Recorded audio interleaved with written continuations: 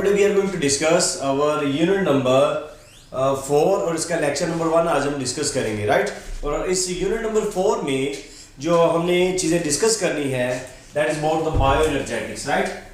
सो bio energetics, अच्छा bio energetics में आपको आइडिया है कि अभी इसमें वर्ड आ रहा है कि बायो, अभी that is for life and अभी लिविंग ऑर्गेनिजम्स को ये इंडिकेट किया जा रहा है, ठीक है जी। लिविंग ऑर्गेनिजम्स को ये इंडिकेट कर रहे हैं, right.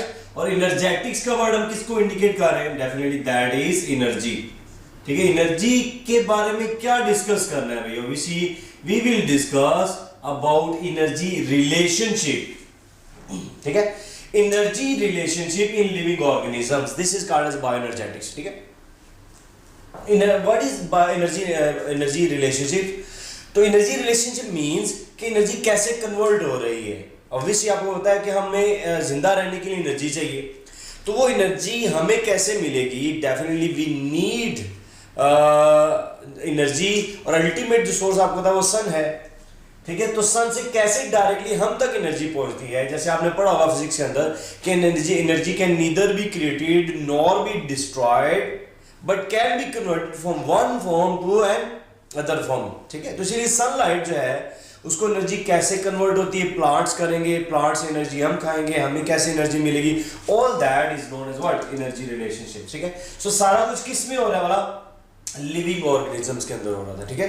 So this is actually a quantitative study of what, ठीक है। This is actually a quantitative, ठीक है। This is actually a quantitative, ठीक है जी, स्टडी है। और ऑब्वियसली किस चीज की स्टडी है वाला?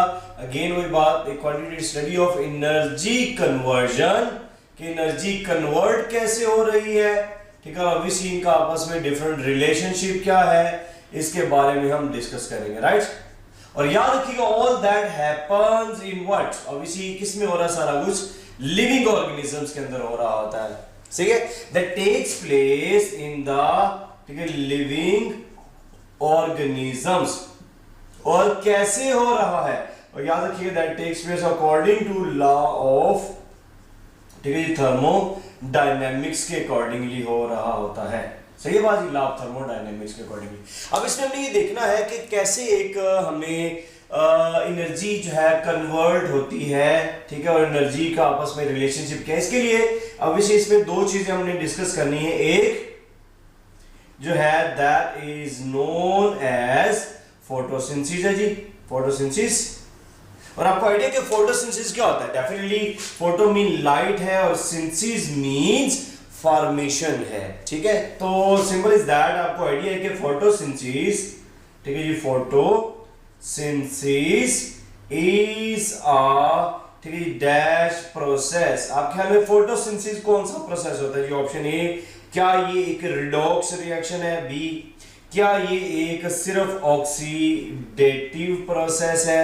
सी, क्या ये एक रिड्यूसिंग प्रोसेस है? या फिर डेल्टा इसका आंसर है जी आपके पास, दैट इज ये स्यूडो रिडॉक्स प्रोसेस है जी। What should be the right answer now? तो ऑब्वियसली यू नो दैट कि ये एक्चुअल में एक रिडॉक्स रिएक्शन है, और रिडॉक्स का मतलब यानी ऑक्सीडेशन भी हो रही है और ऑब्वियसली रिडक्शन भी हो रही होती है, सही है। अच्छा, इसकी अगर आप इक्वेशन देखते हैं तो आपको आइडिया है कि इसमें हम क्या करते हैं जी? कार्बन डाइऑक्साइड को, ठीक है जी, वाटर से मिलाते हैं, ठीक है जी, और ग्लूकोज हम बनाते हैं, और ठीक है जी, इसमें से ऑक्सीजन और water as a bye product बनाते हैं, राइट। तो ये चीजें जी इसके अंदर। और ऑब्वियसली अगर आप इसको देखें तो इसको अगर आप लेबल कर दें, ठीक है जी, बैलेंस कर लें क्वेश्चंस को, तो आपको आइडिया कि यहाँ पे हमारे पास 12 है, ठीक है, 6 है, also having the 6 and the 6, right. अगर अच्छा गौर से देखिए इसके अंदर तो आपको आइडिया है कि इसमें जो यहां से कार्बन डाइऑक्साइड से इसमें क्या चीज ट्रांसफर हुई है वाला? कार्बन डाइऑक्साइड से इधर ऑब्वियसली ये सोर्स ऑफ कार्बन है, आपने बोला carbon dioxide obviously source of carbon है, तो that's why we are saying कि एक रिडक्शन प्रोसेस है। और पॉसिबल थोड़ा सा आपके लिए डिफिकल्ट हो जाए, मैं इसको स्ट्रेट लिख देता हूं। ठीक है जी। इस तरह है कि सपोज दैट हमारे पास ये कार्बन डाइऑक्साइड है, ठीक है जी, ये वाटर है और OVC क्या चीज बना वाला C6H12O6 और OVC क्या चीज निकल रही है। चलिए हम फिलहाल यहाँ पे ऑक्सीजन को मेंशन कर देते हैं, राइट। अच्छा, यहाँ पर आपको आइडिया है कि कार्बन डाइऑक्साइड से इधर ये फॉर्मेशन हो रही होती है ग्लूकोज की, right, because carbon dioxide is a source of carbon. तो यहां पर ये जो प्रोसेस हो रहा होता है इसको हम क्या बोलते हैं, दैट इज नोन एज, इसको हम कहते हैं जी रिडक्शन, ठीक है, रिडक्शन। और ऑब्वियसली यहां से ये जो ऑक्सीजन की फॉर्मेशन हो रही है, this process is known as oxidation का नाम दिया जा रहा होता है। क्लियर? यानी जब वाटर टूटेगा तो ये समझो वाटर में से ये हाइड्रोजन इसमें ऐड हो जाता है, ठीक है, ये हाइड्रोजन इसमें क्या होगा add.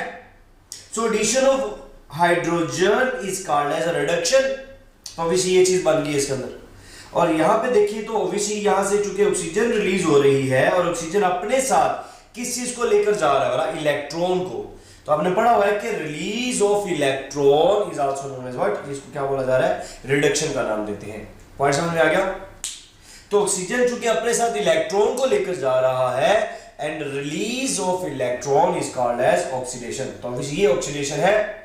And addition of hydrogen, तो ये हमारे पास और रिडक्शन के प्रोसेस के रिजल्ट में बन रहा होता है। Is that clear? तो हमारा ये जनरल इक्वेशन है फोटोसिंथेसिस की। अब आपने पढ़ा कि इसमें ऑब्वियसली जो मेन चीज है वो है जी एक तो लाइट, और इसको ऑब्जॉर्व करने वाला वो है क्या, ऑब्वियसली वो है क्लोरोफिल, राइट। क्लोरोफिल इसके अंदर होता है। अच्छा, कार्बन डाइऑक्साइड और ये जो वाटर है हम इसको क्या बोलते हैं, what is that, these are known as, इसको हम नाम देते हैं रिएक्टेंट्स का। और ऑब्वियसली ये हमारे पास जो चीज है, ठीक है, that is called as a product. और ऑब्वियसली ये ऑक्सीजन जो है ये एज अ बाय प्रोडक्ट के तौर पे आप मेंशन कर लें, ठीक है जी, that is indicating a by, ठीक है जी, प्रोडक्ट के तौर पे ये रिप्रेजेंट किया जा रहा है। Is that clear? तो this is a by product. अब इसमें अगर आप देखिए जनरली तौर पे हमारे पास सपोज के ये एक प्लांट है जी, ठीक है, this is a plant, right, suppose this is a plant, सही है। अच्छा, प्लांट के ऊपर ऑब्वियसली क्या चीज पड़ रही होती है बोला, डेफिनेटली नो दैट इसके ऊपर जो चीज पड़ रही है वो ऑब्वियसली लाइट है जी। और कौन सी लाइट है, सनलाइट की बात की जा रही है, सही। तो ये लाइट पड़ रही है इसके ऊपर, सही है। अच्छा, आपको पता है कि यहां से जो इसको नीचे से सप्लाई होनी है वो किस चीज की होनी है बोला, डेफिनेटली दैट इज ऑफ, ये वाटर की हो रही है, सही है। और इन्वायरमेंट से इसको क्या चीज मिलना वाला, डेफिनेटली इन्वायरमेंट से जो चीज इसको मिलनी है, ठीक है, दैट इज कार्बन डाइऑक्साइड। और आपको पता है कि इसके कहां से एंटर होगी, definitely know that they have a particular stromata, ठीक है, लीफ के अंदर आपको पता है उनके अंदर लोअर सरफेस, ठीक है, on the lower side, lower epidermis के ऊपर आपको आइडिया है कि यहां पर स्ट्रोमेटा मौजूद होते हैं जहां से कार्बन डाइऑक्साइड जो ना यहां से ये एंटर हो जाती है अंदर की तरफ, सही है। और ऑब्वियसली वो नीचे से क्या चला आ रहा है, you can see over here, यहां से वाटर की सप्लाई हो रही होती है, तो ऑब्वियसली वाटर भी यहां पर आ जाएगा। So they will do photosynthesis in the mesophyll cells. Clear है? फिर अभी हम उसके बारे में डिस्कस करते हैं। अच्छा, पहले नंबर पे देखिए हम कार्बन डाइऑक्साइड को ही डिस्कस कर लेते हैं। So you know that carbon dioxide कहां पर अवेलेबल है भाई, obviously that is present in the atmosphere, ठीक है, एटमॉस्फेयर में है। अब आपको पता है प्लांट्स के अकॉर्डिंगली हम अगर इसको डिवाइड करते हैं तो प्लांट्स तो दो तरह के प्लांट्स हैं। नंबर एक उसको हम कहते हैं जी टेरेस्ट्रियल प्लांट्स, ठीक है जी, they are known as terrestrial plants. और नंबर टू जो से हैं, you know it's these are called as aquatic plants का नाम दिया जाता है, सही है। अगर आपसे ये क्वेश्चन किया जाता है कि टेरेस्ट्रियल प्लांट्स कहां से कार्बन डाइऑक्साइड लेते हैं, तो आंसर इज दैट एटमॉस्फेयर है, ठीक है। तो ये कहां से ले रहे हैं भाई, obviously they take from the, ठीक है जी, एटमॉस्फेयर। और एटमॉस्फेयर में अगर आपसे ये पूछ रहे हैं कार्बन डाइऑक्साइड कितने परसेंट है, तो you know that carbon dioxide is 0.03 से 0.04% तक होती है, ठीक है जी बात। तो ये हमारे पास एटमॉस्फेयर के अंदर aquatic, how carbon dioxide is taken by the aquatic plants. Aquatic, aqua water के लिए है, पानी में रहने वाले प्लांट्स हैं, ठीक है। और ऑब्वियसली इनको हम नाम क्या देते हैं, that is generally known as hydrophytes. ये कैसे प्लांट्स कार्बन डाइऑक्साइड लेते हैं, obviously they absorb dissolved carbon dioxide, right. ध्यान देखिए ये क्या लेते हैं, डिसॉल्व्ड कार्बन डाइऑक्साइड लेते हैं। किस फॉर्म के अंदर लेते हैं, ऑब्वियसली या तो कार्बोनेट की फॉर्म में लेते हैं, ठीक है जी, कार्बोनेट, या फिर ये किस फॉर्म में ले रहे होते हैं, दैट इज बाई, ठीक है जी, कार्बोनेट्स की फॉर्म के अंदर ले रहे होते हैं। सही होगी बात जी, कार्बोनेट्स और बाइकार्बोनेट्स के फॉर्म में इसके अंदर ले लेते हैं। क्लियर है बात जी। तो ये अभी हमने एक पार्ट पढ़ा, इसका वो क्या है, carbon dioxide. So what about the water, obviously water तो सॉइल से आ रहा होता है। अब आपको एक चीज का आइडिया है, इस इक्वेशन में अगर आप देखें तो इसमें भी ऑक्सीजन और इसमें भी ऑक्सीजन है, तो ये जो एटमॉस्फेरिक ऑक्सीजन है ये कहां से आई है, तो आपको आइडिया है कि सोर्स ऑफ एटमॉस्फेरिक ऑक्सीजन अगर आपसे पूछा जाता है कि सोर्स ऑफ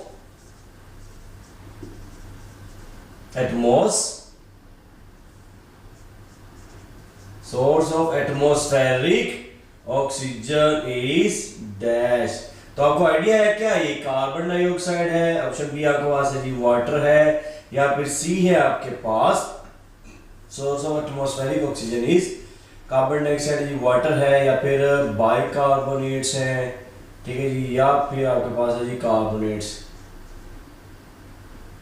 जी। क्या राइट आंसर आएगा, तो वी नो दैट इसका जो आंसर हमारे पास वो है वाटर, ठीक है। सो नेक्स्ट हम बात करते हैं जी वाटर की, और वाटर कैसे सोर्स ऑफ एटमॉस्फेरिक ऑक्सीजन है, तो आपको पता है इसके लिए एक हाइपोथेसिस था, नील हाइपोथेसिस को नाम दिया जाता है, राइट। सो देयर वाज, ठीक है जी, नील्स हाइपोथेसिस था, नील्स हाइपोथेसिस। और आपको आइडिया है कि जो नील हाइपोथेसिस है इसने कहा था कि ये जो सोर्स ऑफ एटमॉस्फेरिक ऑक्सीजन है, इसका जो सोर्स ऑफ ऑक्सीजन है, ठीक है जी, source of oxygen that is what, water है। और इसका जो एक्सपेरिमेंटल प्रूफ था, वो एक्सपेरिमेंटल प्रूफ, वो आपको आइडिया है दैट वाज, ठीक है जी, एक्सपेरिमेंटल जो प्रूफ था वो किया गया जी 1940s के अंदर।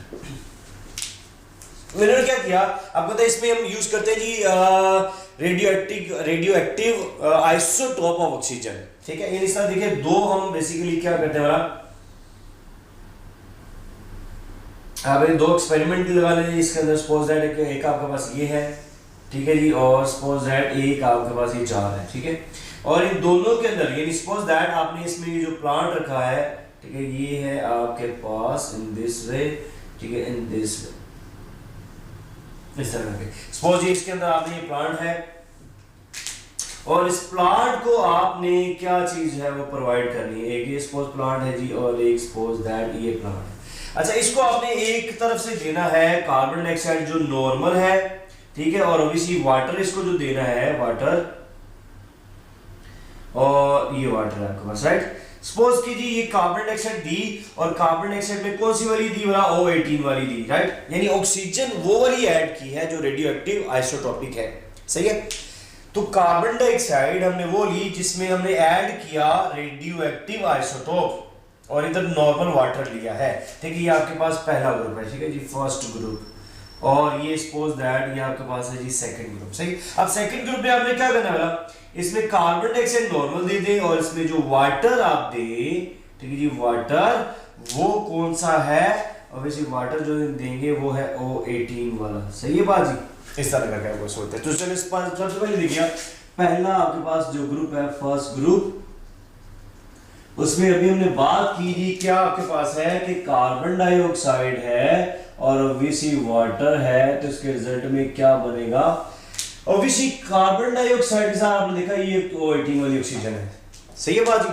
तो जब रिएक्शन होगा तो क्या बनेगा, डेफिनेटली ग्लूकोज बनेगा जी, और C6, ठीक है, H12O6, और यहाँ पर जो ऑक्सीजन रिलीज होगी भी, ठीक है, वो कौन सी वाली रिलीज होगी बोला, वो नॉर्मल ऑक्सीजन है, ये आप देख सकते हैं। तो यहां पर जब रिएक्शन होगा तो यहां से जो ऑक्सीजन रिलीज हो रही है वो तो नॉर्मल है। अब मुझे बताइएगा नॉर्मल ऑक्सीजन किसमें थी, वो तो वाटर में है, बात समझ गई। इसीलिए हम कहेंगे कि यहां से ये जो ऑक्सीजन निकल रही है वो वाटर से आ रही है, ठीक है, this one it comes from water, और इसकी जो ऑक्सीजन है वो किसका पार्ट बन गया बोला, इसके अंदर, ठीक है। सो इसका मतलब ये O18 वाली है। Is that okay? जो दूसरा ग्रुप है उसमें भी अगर आप देखें तो क्या आपको नजर आएगा बोला, सो सेकंड ग्रुप में आप देखिएगा केस सिमिलर है, कार्बन डाइऑक्साइड प्लस, ठीक है जी, वाटर, और ऑब्वियसली जो चीज बनी है दैट इज अगेन C6H12O6, और क्या चीज रिलीज हो रही है, ऑक्सीजन। अब यहां पर आपने किसको दिया बोला, इसमें O18 थी, ठीक है, इसमें नॉर्मल थी। अब यही वो ऑक्सीजन है जो यहां पर ये रिलीज होकर आई है, दैट इज ऑफ O18 सही है। यानी इसका ये देखिएगा, जब यहां से ऑक्सीजन निकलेगी तो वो कौन सी वाली ऑक्सीजन है, ऑब्वियसली दैट इज O18 वाली है, O18 वाली। Is that clear?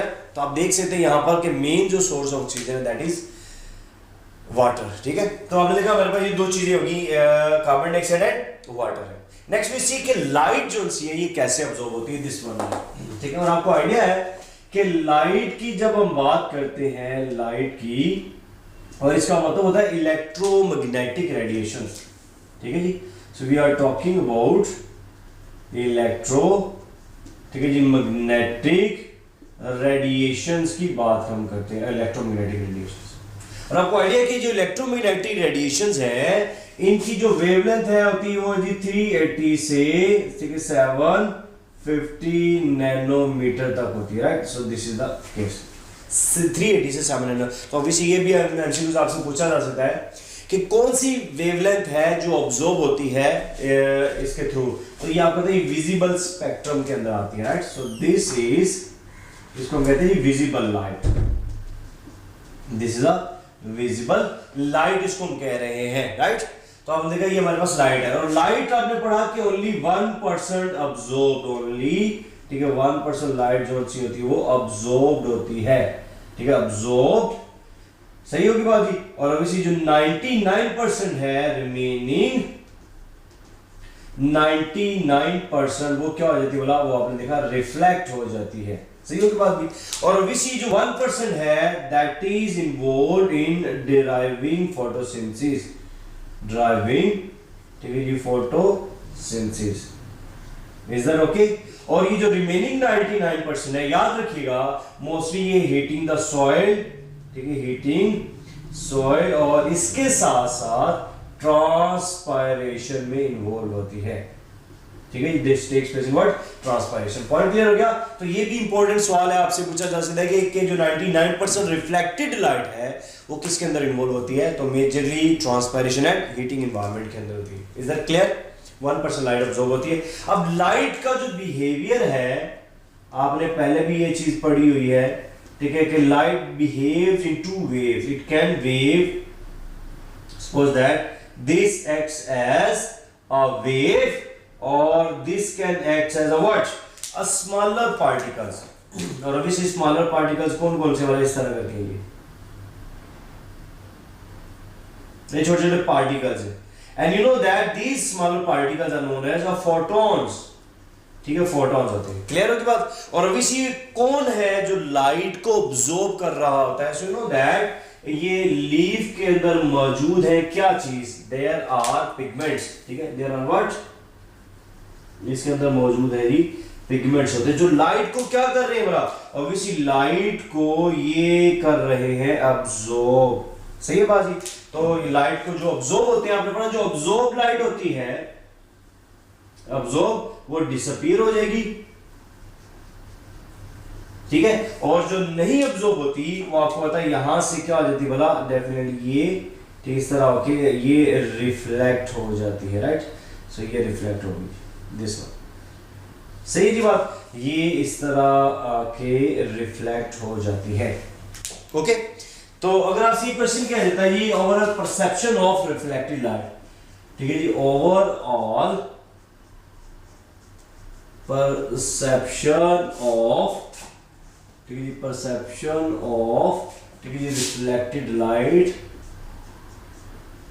ठीक है जी, reflected light is dash. Overall perception of reflected light क्या है? ऑप्शन है आपके पास है जी ब्लू, या फिर ऑप्शन बी है आपके पास है जी ग्रीन, या फिर ऑप्शन सी है आपके पास है जी रेड, या फिर ऑप्शन डी है आपके पास येलो, जी what should be the right answer, overall perception of reflected, ये जो रिफ्लेक्ट होके जा रही है ओवरऑल परसेप्शन, आपको पता है हमारी आंखों में जो लाइट पड़ती है, ये लाइट पड़ी, ये रिफ्लेक्ट होकर हमारी आंखों में आती है, राइट। तो कौन सी है जो obviously हमें नजर आएगी, तो मेजरली तौर पे आपको आइडिया है कि ये जो रिफ्लेक्ट होकर आती है that is of green colour, perception perceive करने से, देखने से, सही है। तो इस तरह याद रखिएगा, light behaves as a wave, और ठीक है जी फोटॉन्स यानी पार्टिकल्स लाइक नेचर, और दोनों जो है कौन ऑब्जॉर्व कर रहा था वाला पिगमेंट्स। अब कौन सी लाइट कितनी ऑब्जॉर्व हुई है आपको कैसे पता चलेगा, तो you know that we have, ठीक है जी स्पेक्ट्रोफोटोमीटर, सो वी हैव, ठीक है जी स्पेक्ट्रो, ठीक है जी photometer. So what is a spectrophotometer, obviously spectro is for spectrum के लिए है, photo mean light, meter mean measuring, meter जैसे घरों में मीटर होता है जस्ट लाइक दैट, मेजरिंग के लिए एक ऐसा इंस्ट्रूमेंट है। So the instrument this is going to measure, ठीक है ये मेजर, और किस चीज को मेजर करेगा बोला, which the absorbed light, correct, ठीक है जी अब्सॉर्ब्ड लाइट को ये मेजर करेगा, ठीक है, यानी कितनी अब्जॉर्प्शन हुई है, वो पिगमेंट्स जो है ना, पिगमेंट्स ने कितनी लाइट को अब्सॉर्ब किया है वो चीज हमें बताएगा कौन, स्पेक्ट्रोफोटोमीटर हमें बताएगा।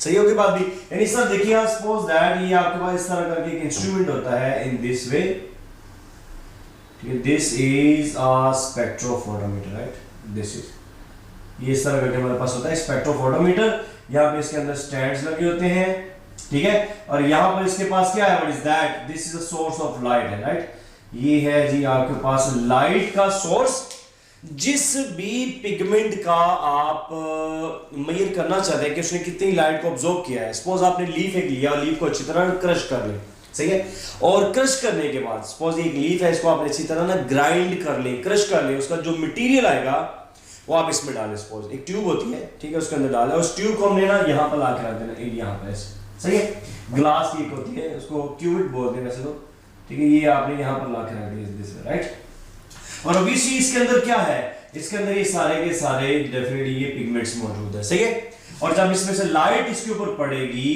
ठीक है जी, ये लाइट है और ये सपोज दैट ये हम लाइट का सोर्स कर लेते हैं, सही, ये लाइट है, तो जब लाइट इसमें से पास होगी तो याद रखिएगा जो सी लाइट अब्सॉर्ब होती है, ठीक है जी, जो सी लाइट अब्सॉर्ब होगी, जो लाइट अब्सॉर्ब होगी, जितनी ज्यादा याद रखिएगा लाइट अब्सॉर्ब होती है उसकी उतनी आपको बड़ी इस तरह पीक मिल जाएगी, और जो लाइट अब्सॉर्ब नहीं होती वो इस तरह नीचे की तरफ, और जो लाइट अब्सॉर्ब होगी इस तरह ऊपर की तरफ मिल जाती है, राइट, दिस में ऐसे करके आपको ग्राफ मिल जाता है, ठीक है, और ये जो ग्राफ है इसको भी हम नाम क्या देते हैं बोला, दैट इज नोन एज, ठीक है जी अब्सॉर्प्शन स्पेक्ट्रम, सही होगी बात, अब्सॉर्प्शन स्पेक्ट्रम का इसको हम नाम देते हैं। खैर इसको भी हम डिस्कस करते हैं, लेकिन उससे पहले देखिएगा, चूंकि अभी हम बात कर रहे हैं किसकी भला, पिगमेंट्स की, तो पिगमेंट्स क्या होते हैं, ठीक है जी पिगमेंट्स, तो पिगमेंट्स ऑब्वियसली आपने पढ़ा दो तरह के होते हैं जी, एक आपके पास है the first one, they are known as photosynthetic pigments, ठीक है, इसको हम कहते हैं जी प्राइमरी पिगमेंट्स, ठीक है जी, प्राइमरी पिगमेंट्स और फोटोसिंथेटिक पिगमेंट्स का नाम देते हैं, ठीक है बाजी, और ऑब्वियसली ये कौन सी चीज है वाला, you know that this one is ठीक है जी क्लोरोफिल, ठीक है ये क्लोरोफिल ए है आपके पास, सही है बात, और जो दूसरे पिगमेंट्स हैं दैट इज नोन एज, ठीक है जी एक्सेसरी पिगमेंट्स का नाम देते हैं उसको, ठीक है एक्सेसरी पिगमेंट्स, और याद रखिए जो एक्सेसरी पिगमेंट्स होते हैं, एक्सेसरी पिगमेंट्स, इसमें क्या क्या चीजें आ रही है वाला, ऑब्वियसली इसके अंदर आपके पास आ रही है फाइकोबिलिसोम्स, फाइकोबिलिसोम्स, ठीक है जी, और ऑब्वियसली इसके अंदर आता है जी क्लोरोफिल, क्लोरोफिल बी, सही है, और ऑब्वियसली इसके अंदर जो चीज आती है that are known as a carotenoids, सही है, बाद कैरोटीनॉइड्स का नाम दिया जाता है, सही। अच्छा जी विच क्लोरोफिल, विच, ठीक है जी क्लोरोफिल, क्लोरोफिल इज या फिर आर, ठीक है जी फाउंड इन ऑल, ठीक है जी फोटोसिंथेटिक ऑर्गेनिजम्स, ठीक है जी एक्सेप्ट बैक्टीरिया, एक्सेप्ट फोटोसिंथेटिक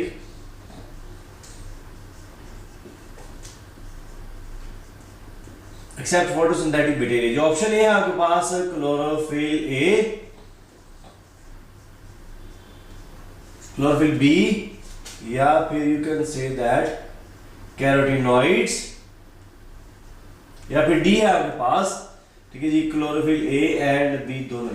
ठीक है, सारे ये आपके ख्याल में कौन सी ऐसी चीज है जो सारे के सारे फोटोसिंथेटिक ऑर्गेनिजम्स में पाए जाते हैं? ठीक है जी, found in all photosynthetic organisms except in photosynthetic bacteria. याद रखिए इसका राइट आंसर हमारे पास क्या आना है? क्लोरोफिल ए और बी। याद रखिए ये सभी ऑलमोस्ट फोटोसिंथेटिक ऑर्गेनिज्म में मौजूद होते हैं सिवाय फोटोसिंथेटिक बैक्टीरिया के। और बैक्टीरिया में कौन से होते हैं आपने पढ़ा? दैट इज नोन एज, ठीक है जी, बैक्टीरियो क्लोरोफिल। ठीक है जी, बैक्टीरियो क्लोरो ये फिल होते हैं। सही होगी बात भी? अच्छा, क्लोरोफिल ए की जो है डिफरेंट आपने फॉर्म पढ़ी होगी विद रिस्पेक्ट टू अब्जॉर्प्शन। वो कौन कौन सी हमारा? अच्छा जी, इसमें आपने पढ़ा दैट इज 670 वाले भी हैं जो वेवलेंथ को ऑब्जॉर्व कर रहा है, 680 भी वेवलेंथ ऑब्जॉर्व कर सकता है, 690 भी, और ऑब्वियसली 700 तक ये वेवलेंथ को ऑब्जॉर्व कर सकता है क्लोरोफिल ए। चलिए, ओके, तो यह आपने देखा जी हमारे पास क्लोरोफिल ए जो है ना ये पाया जाता है। सही है।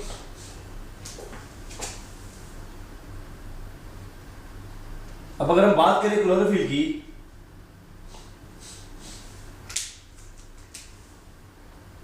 तो आपको idea it's a green colour pigment.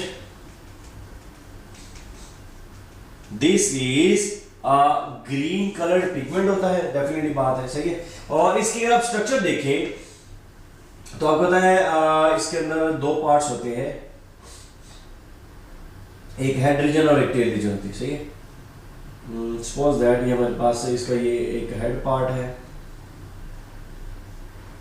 In this way,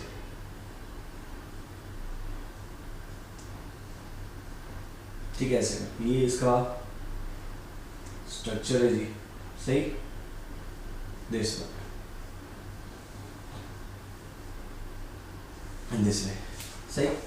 अच्छा, अगर आप देखिए तो यहां पर आपको क्या चीज नजर आती है? वाला आपको आइडिया है कि यहाँ पर भी आपको नाइट्रोजन है, इधर भी नाइट्रोजन मिलेगी, ये भी नाइट्रोजन मिलेगी, और इधर भी ऑब्वियसली नाइट्रोजन मिलेगी, राइट। इसके सेंटर में आपको क्या चीज नजर आता है? You can find over here it's a magnesium ions, right. Magnesium ions मौजूद होते हैं। और ये जो है इसको आप नाम क्या देते हो? What is that? This one is called as, इसको आपने नाम दिया जी पोरफायरिन रिंग। ठीक है, ये पोरफायरिन रिंग हम इसको बोलते हैं। और पोरफायरिन रिंग के अंदर कितने पायरोल रिंग्स हैं आपने पढ़ा? देयर आर 4, ठीक है जी, पायरोल रिंग्स मौजूद होती हैं। देयर आर 4 पायरोल रिंग्स, यानी देखिएगा 1 2 3 और ये 4 पायरोल रिंग्स होती हैं। और हर पायरोल रिंग के अंदर याद रखिएगा ये एक कार्बन है, 2 है, 3 और ये 4 कार्बन मौजूद होती हैं। ठीक है, तो हर याद रखिए पायरोल की, अगर मैं आपसे एक क्वेश्चन कर लेता कि पायरोल में कितनी कार्बन और कितनी नाइट्रोजन होती है, तो याद रखिए ईच पायरोल रिंग, चलो मैं यहां पे मेंशन कर देता हूं कि एक जो पायरोल है, एक पायरोल रिंग, ठीक है, एक पायरोल जो रिंग होती है, this is equal to having 4 carbon होती है इसके अंदर, और एक आपको क्या मिलेगी बोला? नाइट्रोजन आ जाती है, राइट। ये एक इंपॉर्टेंट एमसीक्यूज है, ठीक है, इसको अच्छी तरह ध्यान में रख लीजिएगा। सही है। हर पायरोल में 4 कार्बन और एक नाइट्रोजन होती है, यू कैन सी ओवर है। और ऑब्वियसली नाइट्रोजन का कोऑर्डिनेट बॉन्ड होता है किसके साथ? मैग्नीशियम के साथ। सही है। तो ये पोरफायरिन रिंग बना रही है। Is it clear? अच्छा, पोरफायरिन, अगर आपसे क्वेश्चन किया जाता है कि porphyrin ring, porphyrin ring is similar, ठीक है जी, found in dash, ठीक है जी, as क्लोरोफिल, जैसी क्लोरोफिल में पाई जाती है। और कहां पर पाई जाती है? ऑप्शन है आपके पास हीमोग्लोबिन में, ऑप्शन बी आपके पास है जी कैरोटीन्स के अंदर, ठीक है, या फिर ऑप्शन सी है आपके पास साइटोक्रोम्स के अंदर, साइटोक्रोम्स भी यहाँ पे ऑप्शन डी है आपके पास A+C। जी, आपके ख्याल में ये जो भी हमने क्लोरोफिल का एक हेड रीजन बनाया है, हेड रीजन जिसको हमने पोरफायरिन कहा, इस तरह की और कहां पर पाई जाती है? तो याद रखिएगा इसका आंसर है जी आपके पास डेल्टा, यानी हीमोग्लोबिन में भी होती है और साइटोक्रोम में भी होती है। पॉइंट क्लियर हुआ? तो याद रखिए हीमोग्लोबिन और साइटोक्रोम दोनों में ये जो है ना पाई जाती है। तो हमारे पास ये केस है इसके अंदर। अच्छा, यहाँ पर आप देखिएगा, अगर आप इसकी कुछ कैरेक्टर की बात करते हैं तो आपको ये एक स्क्वायर शेप्ड है, हेड रीजन है। This is indicating what? Head region. सही। और ये हेड रीजन क्या है? स्क्वायर। आप देखिए एक स्क्वायर शेप बन रहा है। दिस इज ठीक है, फ्लैट स्ट्रक्चर, स्क्वायर है, फ्लैट है, लाइट अब्सॉर्बिंग होता है। ठीक है, लाइट अब्सॉर्बिंग होता है, और साथ में क्या है? याद रखिएगा ये हाइड्रोफिलिक होता है। सही, इट इज हाइड्रोफिलिक होता है। पॉइंट समझ में आ गया जी? तो ये सारे कैरेक्टर किसके आ रहे हैं? हेड रीजन के आ रहे होते हैं, राइट। और उसमें याद रखिएगा, अगर आप देखिए तो एक मैं रफली सी स्ट्रक्चर बना रहा हूं, इसमें स्ट्रक्चर के अकॉर्डिंगली आपको वैसा खास एमसीक्यू कुछ नहीं आएगा, जो कि मैंने आपको बता दिया उसके अकॉर्डिंगली ही है। अब यहाँ पर आपको आइडिया है कि यहाँ पर ये टेल स्टार्ट हो जाती है, सपोज कि यहाँ पर ये टेल स्टार्ट हो जाती है, ठीक है। और आपको आइडिया है ये जो टेल होती है इसको हम नाम क्या देते हैं? दिस वन इज कॉल्ड, अब मैं थोड़ा सा इरेज कर दूं, सही जी। और इसमें हमारे पास ये जो टेल है, आपने पढ़ा, इस टेल को हम नाम क्या देते हैं? This tail is called as a phytol tail का नाम दिया जाता है, ठीक है। So this one is known as, ठीक है जी, फाइटोल टेल। और आपको पता है ये C20H39 होती है, C30H29। अगर आपसे ये क्वेश्चन किया जाता है जी कि नंबर ऑफ टेल्स कितनी है, ठीक है, नंबर ऑफ टेल्स, तो आपके ख्याल में कितनी टेल्स होती है इसके अंदर? ठीक है, नंबर ऑफ टेल्स की अगर हम बात करते हैं तो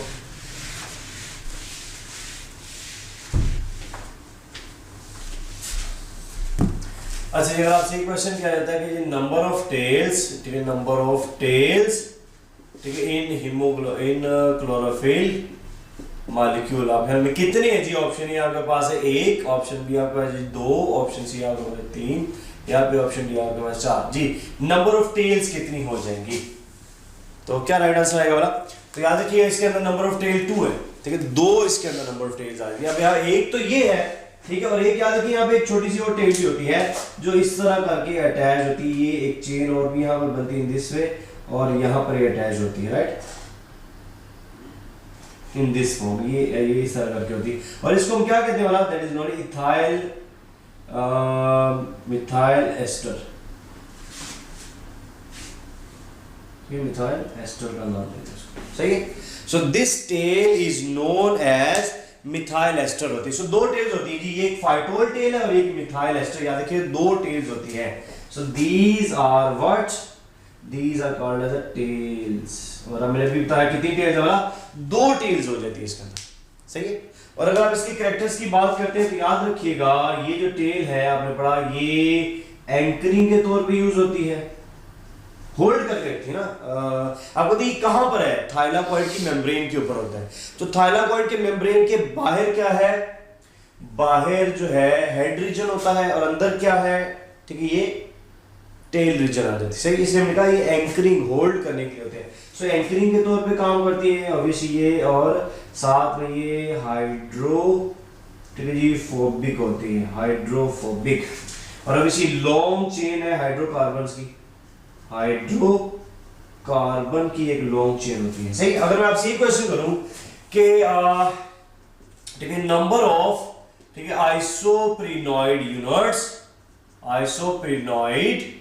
यूनिट्स इन, ठीक है जी, फाइटोल टेल। अब ये फाइटोल में टेल में कितने आइसोप्रीनॉइड यूनिट्स? ऑप्शन है जी आपके पास 4, 5, 6 या फिर 8 जी। अब वो कह रहे कितने आइसोप्रीनॉइड यूनिट्स है? अगर आपको याद हो आइसोप्रीनॉइड यूनिट्स का, ये तो टर्पिनॉइड में पार्ट है ना, ठीक है। अगर आपको याद हो तो याद है कि ये आइसोप्रीनॉइड यूनिट 5 कार्बन का, आपने पढ़ा होगा, एक यूनिट है 5 कार्बन का, सही है। इसमें कितनी कार्बन है बोला? C20, यानी पूरी टेल में आपको कितनी कार्बन नजर आ रही है? 20। तो आइसोप्रीनाइड यूनिट कितने हो जाएंगे इसके अंदर? ऑब्वियसली 4 हो जाएंगे ना अभी, क्योंकि 5 कार्बन का ये है, इसका मतलब 5 कार्बन, सपोज ये 5 कार्बन का एक ये है, ठीक है जी, 5 कार्बन का इस तरह एक ये है, ठीक है जी, 5 कार्बन का ये आ गया, और अब इसी 5 कार्बन का ये आ गया इस तरह करके। तो आप देखिए जी 5 5 5 और 5 कितने हो गया? मतलब 20। इसका मतलब 4 इसके अंदर आइसोप्रीनाइड यूनिट्स हो सकते हैं। बात समझ में आ गई? 4 अगर होंगे, 4, ठीक है, 4 तो 4 से 5 का यूनिट है, तो 4 5 मल्टीप्लाई कर दें, कितना आ गया? वाला 20 आ जाएगा। सही है। तो इस तरह याद रखिए, इसको हम कहते हैं ये मेड अप ऑफ आइसोप्रीनाइड यूनिट्स के अकॉर्डिंगली होती है। सही है।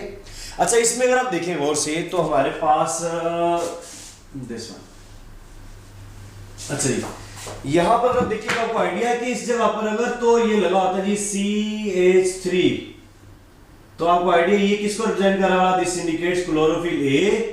और अगर इसकी जगह पर क्या लगा होता वाला CHO लगा होता, तो दिस रिप्रेजेंट्स क्लोरोफिल बी को ये रिप्रेजेंट कर रहा है। मेरी बात समझ में आई? तो दिस रिप्रेजेंट्स क्लोरोफिल बी। ठीक है, तो हम एक कंपैरिजन कर लेते हैं बिटवीन क्लोरोफिल ए, ठीक है जी, क्लोरोफिल ए एंड ऑब्वियसली जी क्लोरोफिल बी का। So let's make a comparison.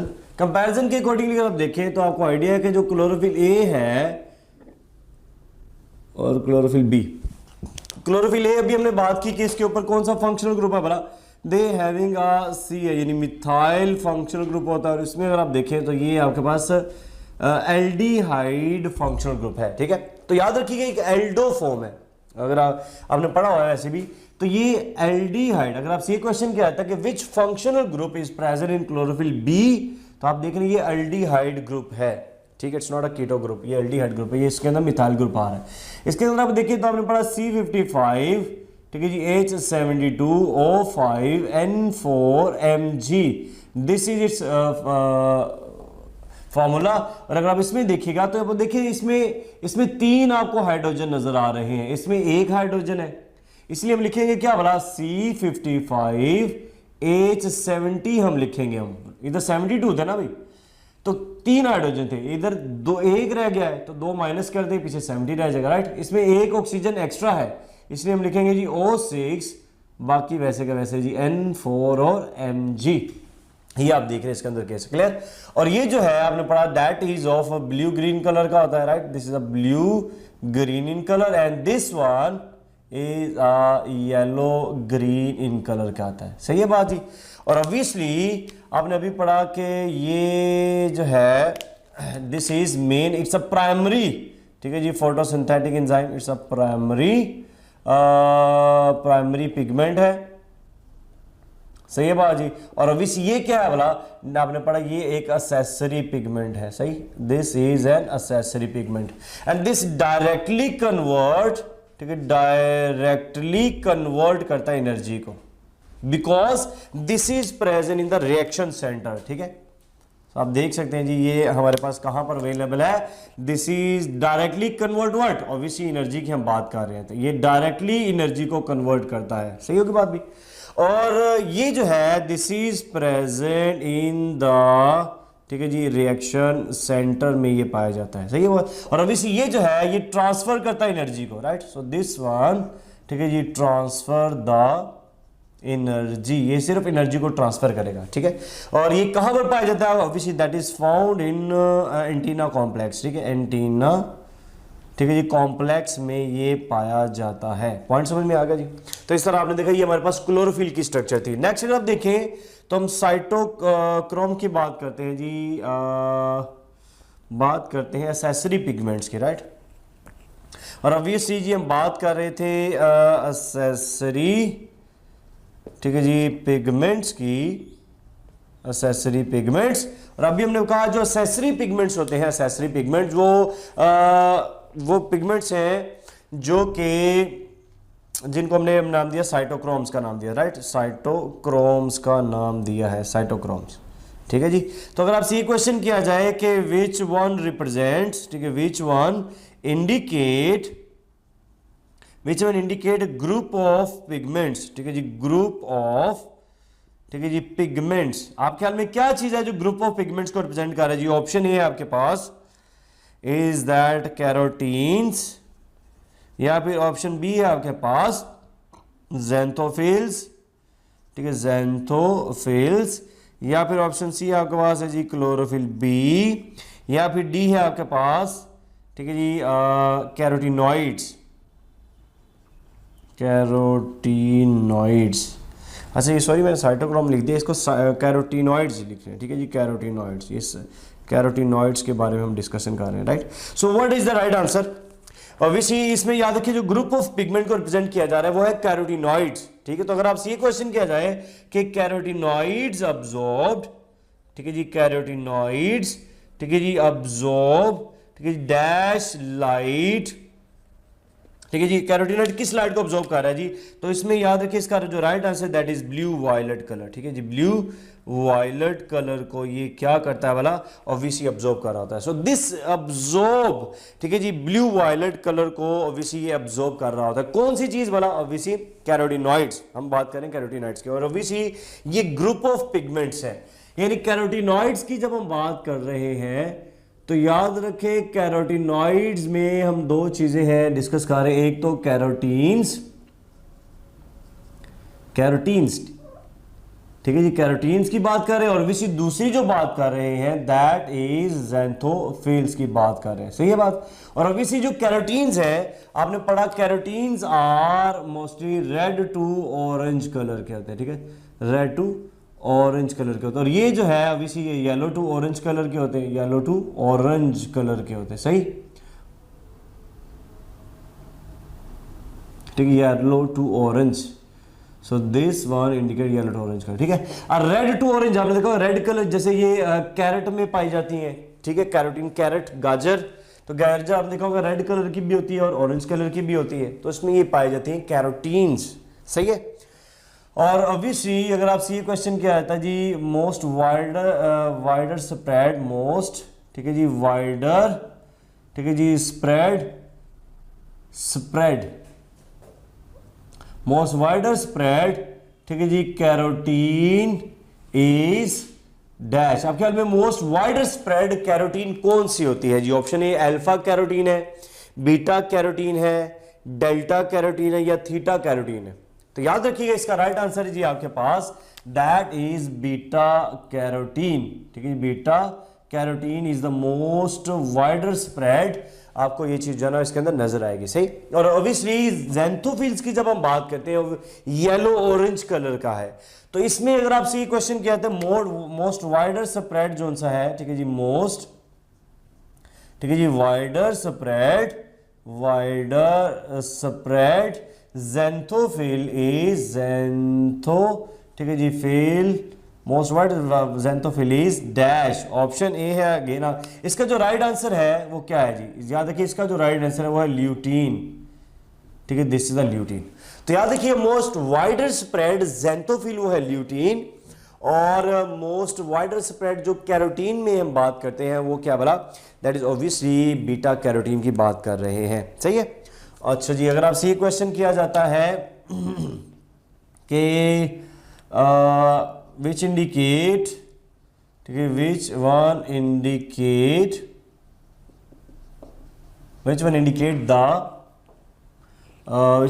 The function of,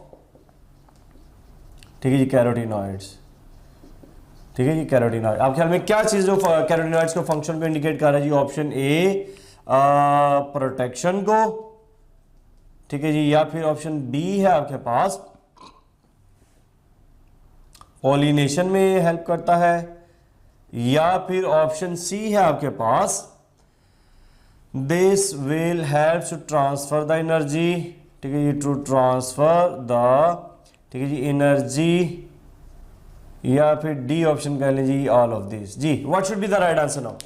तो आपने पढ़ा ऑब्वियसली इसका राइट आंसर है ऑल ऑफ दीज, क्योंकि आपको पता है कि कैरोटीनॉइड जोन से ये प्रोटेक्शन भी कर रहे होते हैं, ये हेल्प करते हैं पॉलिनेशन के अंदर भी, क्योंकि ऑब्वियसली ब्राइटली कलर्ड के हैं जैसे येलो ऑरेंज है, ठीक है जी रेड ऑरेंज है, तो ये पॉलिनेशन में भी हेल्प करता है, और ऑब्वियसली ट्रांसफर ऑफ एनर्जी में तो हेल्प करता ही है। इस तरह है कि ये जो कैरोटीन्स हैं, ठीक है जी कैरोटीन्स या कैरोटीनॉइड्स, ये एनर्जी ट्रांसफर करता है किसको बोला, obviously this will transfer its energy to what, obviously to the chlorophyll b, और क्लोरोफिल बी जो सा है वो हेल्प करता है जी क्लोरोफिल ए को एनर्जी ट्रांसफर कर देता है। सही है, तो आप देखिए इस तरह है कि यहां पर जो लाइट पड़ रही होती है, सपोज ये लाइट एनर्जी पड़ी, ये अपनी लाइट किसको ट्रांसफर कर देता है, बी को, और ये अपनी लाइट किसको ट्रांसफर कर देता है बोला, ए को। और आपको आइडिया है कि जो सा ए है this directly take part in the process because this is present in the, ठीक है जी, रिएक्शन सेंटर में ये पाया जा रहा होता है, जो कि हमने अभी ये डिफरेंसेस में भी मैंने आपको लिख के दे दिया हुआ है। सही बात जी, तो जितनी भी एनर्जी है डायरेक्टली आपने देखा क्लोरोफिल रिएक्शन सेंटर में जा रही होती है। सही, तो हमारे पास ये कैरोटीनॉइड्स हैं। अब जितनी भी ये एनर्जी है आपने अभी पढ़ा, ये लाइट जो है ना ऑब्जॉर्ब होती है और ये जो ट्रांसफर हो रही है, ठीक है, this energy is in the form of what, obviously ये रेजोनेंस की फॉर्म में ट्रांसफर हो रही है। अब रेजोनेंस भी आपने पढ़ा हुआ है। खैर, अब ये जितनी भी लाइट अब्जॉर्ब होती है, हमने अभी बात की थी कि जो अब्जॉर्प्शन है वो आपको कैसे पता चलेगी, डेफिनेटली बात अभी हमने बात की थी कि वो अब्जॉर्प्शन स्पेक्ट्रम की फॉर्म में आपको नजर आती है, right. So you can find the absorption spectrum, ठीक है जी।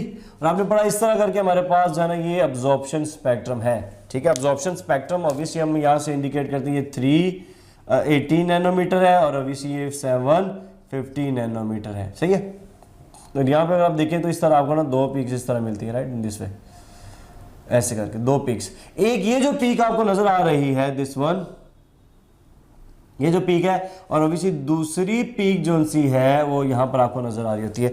इस पीक में अगर आप देखिए तो आपको आइडिया है कि ये ब्लू कलर इंडिकेट कर रहा है जी, ठीक है, और ये 430 नैनोमीटर के ऊपर है, और ये जो शो कर रहा है ऑब्वियसली ये आप देखें तो ये रेड कलर में शो कर रहा है, और ये 670 नैनोमीटर की फॉर्म में आपको रिप्रेजेंट कर रहा था। सही है बात भी, ये नैनोमीटर में है, सही, और ऑब्वियसली नैनोमीटर में है। तो आप देखिए जी दो पीक्स, दो वेव्स ऐसी हैं जो मैक्सिमली लाइट को ऑब्जॉर्ब कर रहा होता है। इसका मतलब ही हुआ कि maximum rate of photosynthesis in दो रीजन्स के ऊपर हो रही होती है। सही है, तो अगर आपसे ये क्वेश्चन किया जाता है कि मैक्सिमम रेट, ठीक है जी, of photosynthesis, maximum rate of photosynthesis, ठीक है जी, टेक्स प्लेस, ठीक है जी, in dash wave, dash wavelength, ठीक है जी, डैश वेवलेंथ। ऑप्शन ए आपके पास है ब्लू वेवलेंथ वाली में, या फिर बी आपके पास है ये रेड वेवलेंथ वाली में, या फिर सी आपके पास है ग्रीन वेवलेंथ वाली में, या फिर डी है आपके पास ए ब्लू भी है और रेड भी है जी। मैक्सिमम रेट ऑफ फोटोसिंथेसिस की अगर हम बात करते हैं तो आपके ख्याल में किस में सबसे ज्यादा मैक्सिमली फोटोसिंथेसिस का रेट पाया जाता है? तो ऑब्वियसली अब you can see over here कि यहां पर चूंकि पीक सबसे ज्यादा ब्लू की है, तो याद रखिएगा मैक्सिमम जो रेट ऑफ फोटोसिंथेसिस है that takes place on this blue colour. अब ये ठीक है, और ये आपके पास सबसे मैक्सिमली ब्लू कलर में वेवलेंथ ऑब्जॉर्ब हो रही है, सो दैट्स व्हाई इसमें मैक्सिमम फोटोसिंथेसिस हो रही होती है। सही, और दूसरी ऑब्वियसली किस में हो रही है बोला, ये आपकी हो रही होती है जी रेड कलर के अंदर। ये भी आपकी बुक की वर्डिंग ही एग्जैक्टली अगर आप उसको ऐसे ही याद कर लें तो बेहतर है कि when equal intensities of light, when equal intensities of blue and red light, blue and, ठीक है जी, red light is given, right is, ठीक है जी, given when equal intensity blue that, ठीक है जी, maximum rate of photosynthesis, maximum rate of, ठीक है जी, फोटोसिंथेसिस इज सीन इन, और फोटोसिंथेसिस, ठीक है जी, इज सीन इन, आप ख्याल में मैक्सिमम किस में अब होगी? तो ऑब्वियसली अब यहां पर जो राइट आंसर बनेगा that is your red light. ठीक है, जब इक्वल इंटेंसिटीज आप देंगे किसकी बना, ऑब्वियसली रेड और ब्लू लाइट की, तो याद रखें इस केस में फिर आपके पास रेड लाइट में मैक्सिमम जो है ना ये फोटोसिंथेसिस हो सकती है। ठीक है, this is according to your book line. सही है, तो आप देख रहे हैं इस तरह हमारे पास जो है ना ये अब्जॉर्प्शन स्पेक्ट्रम को इंडिकेट कर रहा होता है। अब कौन सी लाइट कितनी ज्यादा इफेक्टिव है? So for the effectiveness you have what, you have action spectrum. ठीक है जी, तो याद रखिए एक्शन स्पेक्ट्रम आपको क्या रिप्रेजेंट कर रहा है? This represents the effectiveness. ठीक है जी, इफेक्टिवनेस को रिप्रेजेंट कर, effectiveness of what, obviously effectiveness of, ठीक है जी, अब्जॉर्ब्ड लाइट को इंडिकेट कर, यानी जो लाइट अब्जॉर्ब हुई है वो कितनी ज्यादा इफेक्टिव है टू रन द फोटोसिंथेसिस। ठीक है, तो ऑब्वियसली हमारे पास अगेन देखें तो इफेक्टिवनेस भी इन दो ही पार्ट्स में नजर आ रहा होता है। सो what is the main difference? तो अगर आप देखें तो यहां पर भी ये मैक्सिमल आपको इस तरह नजर आएगा और ये इस तरह करके थोड़ा सा ये नजर आता है, दिस वन इससे करके, सही। ये अगेन कौन सा पार्ट आपको नजर आ रहा है? Again you can see over here, this is the blue part, blue wavelength maximally absorb हो रही है। और ये जो है ऑब्वियसली कौन सी बोला, this represents the red wavelength. अच्छा, ये जो पार्ट है इसको हम क्या कहते हैं बोला, this is called as a valley region. ठीक है, इसको हम नाम देते हैं जी वैली रीजन्स का, सही है। तो अगेन वही बात है कि यहाँ से अब 413 नैनोमीटर और ये कौन सा वाला 617 नैनोमीटर की वेवलेंथ ऑब्जॉर्व हो रही होती है, सही है। वैली रीजन में अगर आप देखें तो आपको आइडिया हो सकता है कि वैली रीजन जो है ना ये एक ब्रॉड रीजन है जो कि इसके कंपैरेटिवली यहाँ पे थोड़ा सा ब्रॉड एरिया है, सही। तो बाकी इफेक्टिवनेस शो किया जा रहा है और यहाँ पर ये ओवरऑल अब्जॉर्प्शन को इंडिकेट कर रहा होता है। अगर आपसे ये क्वेश्चन किया जाए deep part of the valley represents what, ये किसको रिप्रेजेंट कर रहा है, तो obviously this represent the least absorbed light, और ऑब्वियसली वो कौन सी वाला, ग्रीन लाइट आ जाती है। और ग्रीन के बाद सेकंड नंबर पे कौन सी आती है, you know that is obviously वो येलो कलर की। तो सपोज इसके बाद दूसरा याद रखिएगा जो कलर है दैट इज येलो। और आपने ये भी पढ़ा हुआ है कि ग्रीन जो है ये मास्क कर लेता है येलो कलर को, यानी green colour is masked by, यानी इस तरह देखिए सपोज ये येलो कलर है, इसके ऊपर ये ग्रीन कलर है। सो दैट्स व्हाई हमें क्या नजर आता है वाला, हमें ग्रीन कलर जो है वो नजर आ रहा होता है। पॉइंट समझ में आ गया जी। तो इस तरह याद रखिए हमारे पास ये क्या है, अब्जॉर्प्शन और एक्शन स्पेक्ट्रम है। ठीक है, अच्छा जी, अगर आपसे क्वेश्चन किया जाता है जी action spectrum is given by, ठीक है जी, एक्शन, ठीक है जी, spectrum is given by dash. आप ख्याल में एक्शन स्पेक्ट्रम कौन देता है जी, क्लोरोफिल ए, क्लोरोफिल बी, या फिर क्लोरोफिल सी, या फिर सारे ही देते हैं जी। क्या राइट आंसर आएगा, तो ऑब्वियसली याद रखिए इसका राइट आंसर है क्लोरोफिल ए। ये एक्शन स्पेक्ट्रम देता है, ये इफेक्टिवनेस बताता है कि कौन सी लाइट की कितनी ज्यादा इफेक्टिवनेस है, अब्जॉर्ब लाइट। ठीक है, तो अगर आपसे क्वेश्चन किया जाए जी फर्स्ट एक्शन स्पेक्ट्रम, फर्स्ट, ठीक है जी, एक्शन स्पेक्ट्रम was obtained, ठीक है जी, was obtained with the help of, ठीक है जी, with the help of dash LG। किस LG की मदद से जो है ना ये किया गया था। ऑप्शन ए जी आपके पास रेड LG, ऑप्शन बी आपके पास है जी ग्रीन LG, ऑप्शन सी आपके पास है जी ब्लू LG, या फिर डी है आपके पास डाई एटम्स, इसकी मदद से जी। क्या आपके ख्याल में राइट आंसर आएगा? तो आपने पढ़ा हुआ है कि TW एंजलमैन ने जो ये प्रोसेस किया था एक्शन स्पेक्ट्रम का, इफ यू रिमेंबर दैट, तो आपको पता है उसमें जो इसने यूज किया था that was green LG। He used Spirogyra, ठीक है जी, स्पायरो, ठीक है, जायरा इसने यूज किया और ये क्या है बोला, that is a green LG है। ठीक है, अब इसने आपको पता है कैसे एक्सपेरिमेंट किया था बोला, इसने लिया था ये ग्रीन LG, इतना सा सेगमेंट इसलिए आप फिलामेंटस आपको पता है, पर क्या दिया बोला, इसके ऊपर जो यहाँ पे स्पेक्ट्रम फेंका और स्पेक्ट्रम में ये देखिए यहाँ पर इसको पड़ रही है जी ब्लू लाइट, ये यहाँ पर सपोज कीजिएगा ये ब्लू लाइट पड़ रही है, ठीक है, और सपोज दैट यहाँ पर जो पड़ रही है दैट इज रेड लाइट।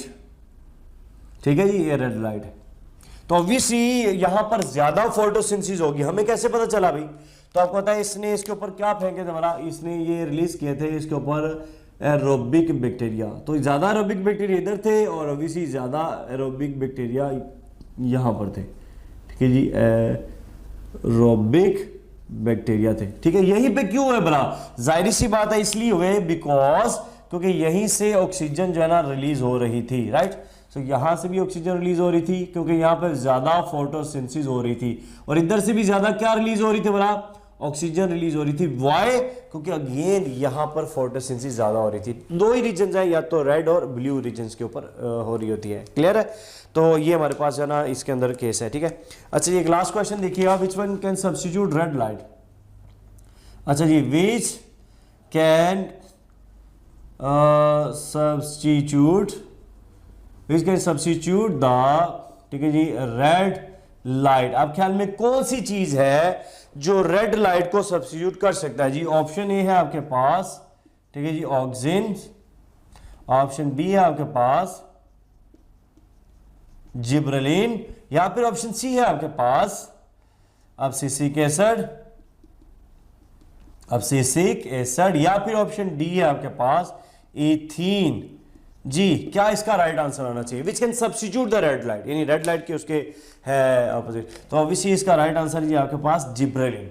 ठीक है, तो याद रखिएगा जिब्रेलिन जो है it can substitute the red light, red light को ये सब्सटीट्यूट कर सकता है। पॉइंट समझ आ गया जी?